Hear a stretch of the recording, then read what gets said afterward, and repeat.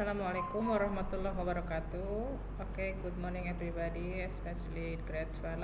With me again, Miss Helen. Today we meet in the lesson 3. This is material 3, and the title is about giving instructions. Giving instructions is identical with imperative.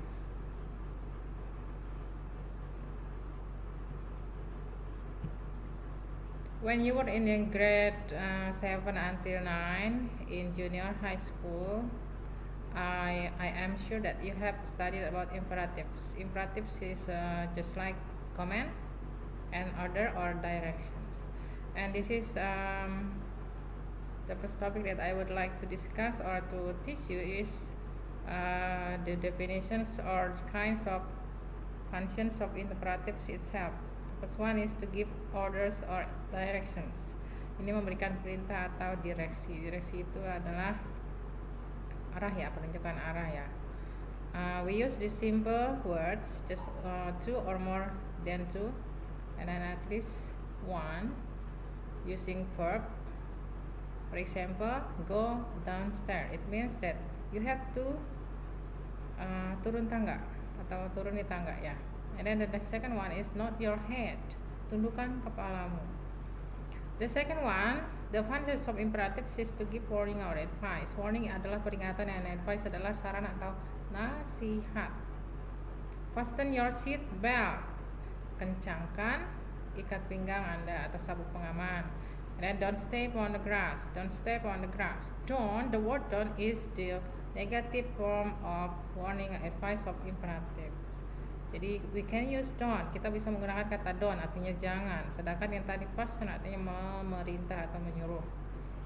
Jadi don't ini adalah imperatif yang negatif, artinya menyarankan supaya tidak. Sedangkan yang atas menyarankan supaya iya. Next, this is to give example about simple command. Simple command. I give the word simple because ini adalah sederhana ya, command yang sederhana. Sangat sederhana. You don't use another words, only the word sit down. You will understand that you have to sit down. Jadi hanya dengan kata sit down kamu akan paham bahwa kamu harus duduk. The next one is listen to me. Tolong dengarkan saya. Listen itu dengar. And the most familiar meaning of giving instructions is it is about describing process.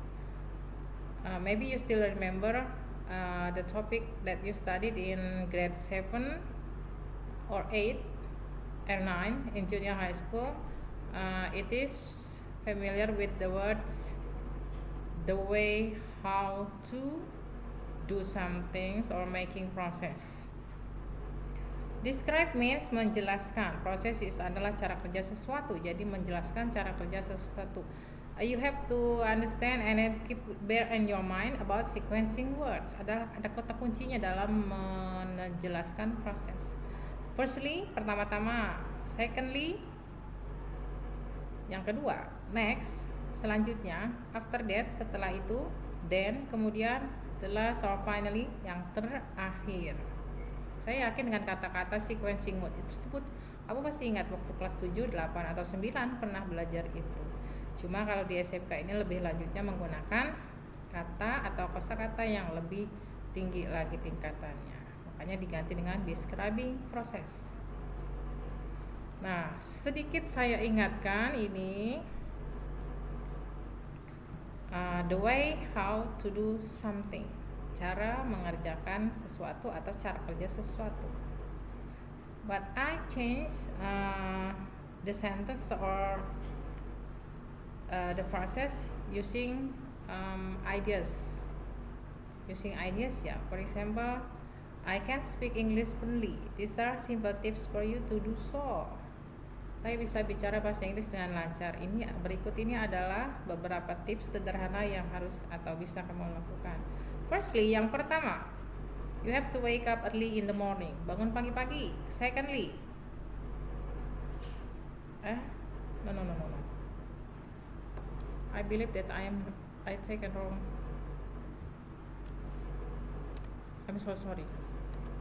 Omar. Okay, everybody makes mistake. This is the to be healthy.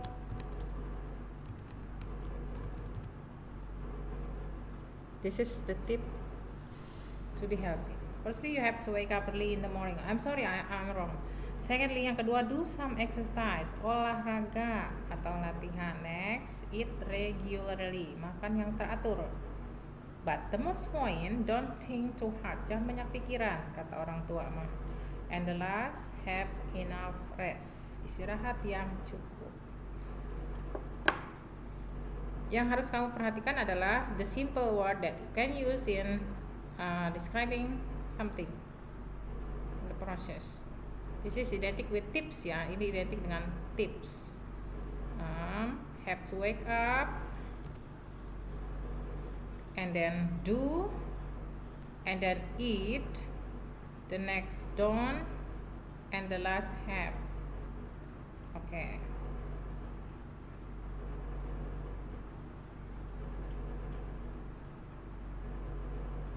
So that's enough for the explanations of the material giving instructions. I suggest you to find another explore in your Google or in your book. The next one I will give you exercise, and then I will give you 3 exercises, but you can do it one by one. The exercise 1, find more than 15 sequencing words and the meaning in Indonesian. Do in your task book. Temukan sekitar 15 sequencing words dan artinya dalam bahasa Indonesia. For example,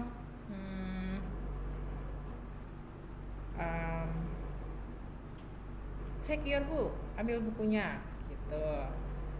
Kerjakan di buku tugas ya. Di exercise 2, latihan kedua, describe the process of making a bowl of meatball. It is not only a sentence. Ini bukan kalimat lagi, tapi you have to describe. Kamu harus mendeskripsikan proses cara pembuatan semangkok bakso. Bukan cara membuat baksonya ya, tapi cara menyajikan atau membuat semangkok bakso yang berkuah. In your with your own sentences, dengan kalimat sendiri. And the last, in exercise 3, write some possible imperatives we can find in the classroom and at home. Tulis beberapa imperatif atau kalimat perintah yang possible yang mungkin kita temukan di dalam ruangan kelas dan di rumah. Some ya, some itu beberapa. Jadi it is more than 3, more than 2. I think itu is very less ya. So it is more than 3 sentences. Jadi lebih dari 3 ya. For each the classroom more than 3, and then at home more than 3. Okay, I think that's all. If you don't understand yet, you can chat me in WhatsApp contact. Thank you for today. Assalamualaikum warahmatullahi wabarakatuh.